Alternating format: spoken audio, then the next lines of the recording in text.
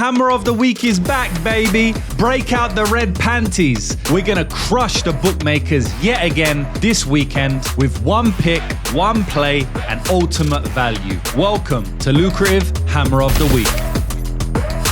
What's going on, boys and girls? Welcome back to Lucrative Hammer of the Week, where I tell you the best betting spot on the entire fight card. And this week, we are in good old Florida as the UFC have a pay-per-view offering. While Joshua Van and Tatsuro Taira have been removed from the card, one of the best fights on the card, we still have one of the best fight cards of the year so far, as we have Prochazka taking on Carlos Ulberg in a crazy light heavyweight banger. Speaking of light heavyweight, there's another light heavyweight fight that has moved up to co-main event, and honestly, the winner of that fight could be fighting the winner of the main event at some point in the near future. We have Azamat Mirzakhanov taking on Paulo Costa in that one. Curtis Blades on this card. He's taking on Josh Hokit. Dominic Reyes on this card. He's taking Johnny Walker on. Aaron Pico on this card. Boys, the card is stacked, even though we don't have Van and Taira. But this video is not about the entire card. This video is about one fight on the card and one bet and a few other sprinkles that I'm going to give to you in this video. Before I give that to you, do me a favor, hit the like button, hit the subscribe button.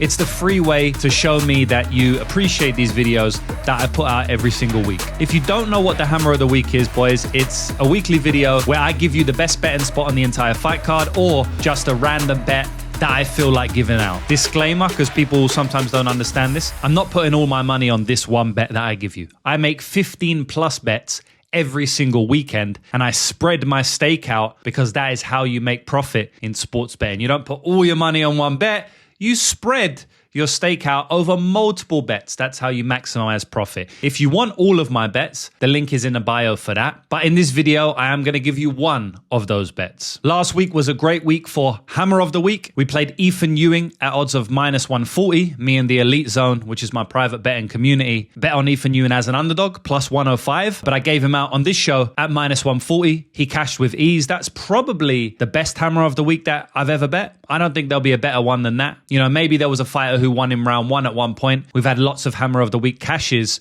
so I'm sure one cashed easier, aka earlier, but I don't think anyone looked as dominant as that at the price we bet him at. If you bet a -500, then yeah, maybe they look like Ethan Ewing did on the weekend, but you usually don't get that much domination when you bet a -140. You know, Ethan Ewing looked around -2,000 favorite. Rafael Estevam looked like he had about 3 to 4% chance of winning that fight. And not only did we cash Ethan Ewing, but we cashed the ladder prop as well. Ethan Ewing round 3 at odds of plus 1,000. I personally got plus 1,400. I think I tipped 900 on the show or something, so dramatically less, because I usually give you like the worst odds so you can get better odds, and I track worse odds. That did break a 4-week L streak for Hammer of the Week, which is the longest L streak we've ever been on. So I'm very happy to be back with such a dominant win. We've also cashed in the plus 1,000. You know, cashing Ethan Ewing and the plus 1,000 wipes out all 4 of the last losses that we had because we cashed a massive ladder. That's why I have my section, which I will do later on in the show, so make sure you stick around for that, called Ladder the Hammer, where I give you a bunch of props to add on to our main Hammer play. So that win now moves the Hammer of the Week record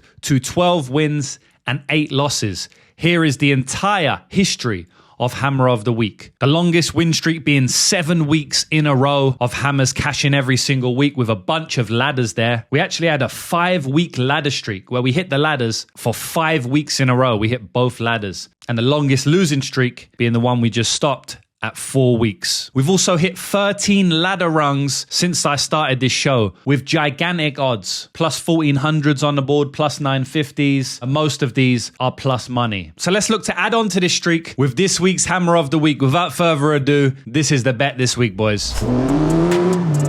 Good old 305 Miami. The perfect place to kickstart another Hammer hot streak.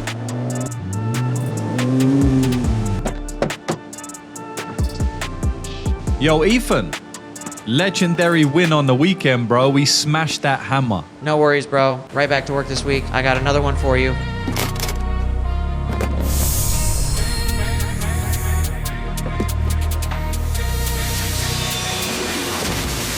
And there it is, lads. It is Carlos Ulberg versus Jiri Prochazka. Fight doesn't go to decision at odds of -325 for this week's Hammer of the Week. Now, boys, do I need to break this one down technically for you to know that this isn't going to a decision, or this is simply a just pick winners play? If this doesn't cash, I'll eat my hat. That's famous last words for a sports bettor, boys. I don't wear a hat, so luckily enough, I ain't gonna have to eat it if this doesn't cash, because I've seen crazier things than this fight not cashing in the MMA before, but I haven't seen many crazier things, so I highly doubt this one will not cash. I mean, it's -325, and I feel like it should be -625. I really don't know why the bookies are saying that there's less than an 80% chance that this fight finishes. I feel like there's more than an 80% chance. I don't think there's less. In fact, there's odds out there of -300 that this fight doesn't go to decision. At the time I'm recording this video, you can get fight doesn't go to decision at odds of -300. I'm tracking -325, even though it's not even a real tracking thing. It's just a Hammer of the Week. I'm tracking my own YouTube picks, which is just extreme transparency. I mean, people don't even track the bets that they send out, let alone a YouTube video, you know, but I'm tracking it, and I track worse odds because I'm trying to be fair, and I know not everyone can get the best odds on the market, so I don't tip the best odds on the market. But you can get -300 right now, boys. And in implied probability, which is professional sports betting language I won't go into right now, I have on many other videos, an implied probability, that is a win percentage of 75%, right? So they're saying that this fight goes to decision 25% of the time. You put these guys in the octagon 4 times, 1 out of every 4, they go to decision? Nah. I don't think so. 1 out of every 5 at best. It might even be 1 out of every 6. I just feel like this fight is going to end. I mean, this is light heavyweight division, by the way, right? So these guys hit hard, right? Jiri hits like a motherfucker. Carlos Ulberg hits like a motherfucker, right? Both of these motherfuckers hit like motherfuckers. But outside of that, they're basically both finishers. I know Carlos Ulberg, a couple of times he's gone to a decision, but we need to put some of those decision fights in context. So he went to decision with Jan Blachowicz, right? Who just went to decision with Bogdan Guskov, who's finishing everybody. Jan Blachowicz is a very tough guy.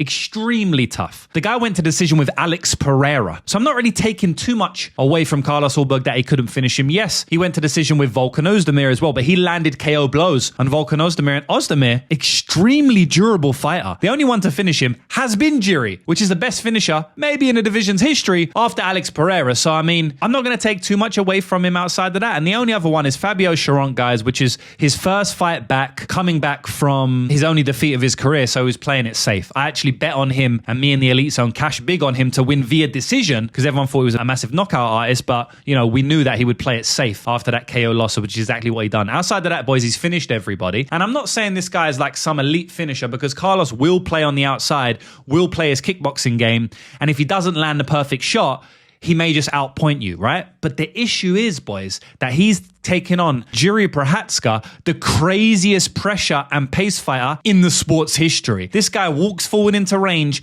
and he is kill or be killed. Jiri Prochazka has never been to a decision in his UFC career. And the guy's been in the UFC for 5 years. The guy's had damn near 10 fights in the UFC, and not one has ever been to a decision. And the only one semi-close to going to a decision was his last fight against Khalil Roundtree, which was a banger up until the finish where he just pressured him in round 3. Outside of that, he's getting everyone out in round 2 for the most part. Yes, Jamal Hill went into round 3, but he pinged him bad in round 2 as well. And yes, we have that Glover to Shera fight as well. But outside of that, every finish is in round 1 or round 2. And even when he gets finished, it's in round 1 or round 2. I mean, Jiri is a kill or be killed fighter personified. And I just feel like he's going to kill or be killed in this fight. I mean, Jiri fight to not go to decision should always be a play if they're giving you decent odds. You know, if they're giving you -300 on a 5-round fight against someone who has knocked out many fighters in the UFC, who has real power and who has been finished in his only loss. I'm not going to go into it any more than that, boys. I'm not going to technically break this one down. I've got a 15-20 minute breakdown of this fight on my YouTube channel. If you want to go and watch it, I go in depth on the technicalities. I'm just giving you the stats, the overall meta of why I think this fight is going to end inside the distance. So that's it, boys. I don't know who's going to win, because at the end of the day, any fighter can knock out the other. Currently, right now, as I record this video, the odds are minus 110 apiece. That tells you all you need to know about this fight. The bookies have no idea what's going to happen. And neither do I really, although we will take a guess on our section, Ladder to Hammer, which we're going to get into in very, very short time. But before we get into that, boys, I want to hear your Hammer of the Weeks. And if you have some banger hammers and you comment them down below and you cash, I'll shout you out on next week's episode. So let me give a few shout outs to some people last week who cashed their Hammer of the Weeks. So first thing first, a bunch of people saying Rafael Estevam was Hammer of the Week. I understand the hammer was on an L streak, so you think maybe you fade the hammer, but L streaks and win streaks happen in this game. You cannot time the L streak or win streak. So rest in peace to all of you guys who bet on Rafael Estevam, who looked like a plus 1 million underdog. You don't want to fade the hammer, boys. We don't always win, but we always have the last laugh.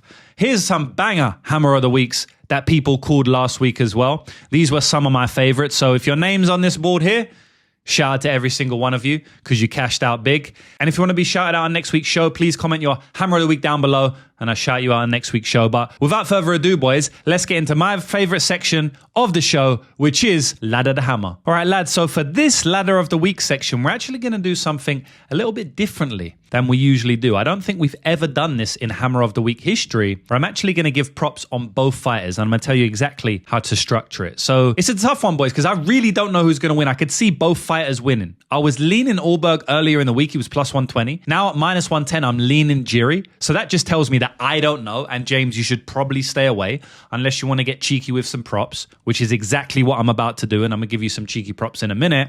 But I'm looking at the props, boys, and it's like minus 285 for the fight to end via KO. You know what I mean? It's like, and it's like under 2.5 rounds. We could play that. It's minus 120, but it's like, I could see the fight being finished late in the later rounds, especially if Jiri wins the fight. It's more likely a later round, you know, like, why can't it be end of round 3, beginning of round 4? It definitely can. So they're not making it easy with the props. So for the first time in Hammer of the Week history, I'm going to play all 5 rounds, but I'm going to split each fighter for specific rounds. So I've explained to you exactly how we're going to do it.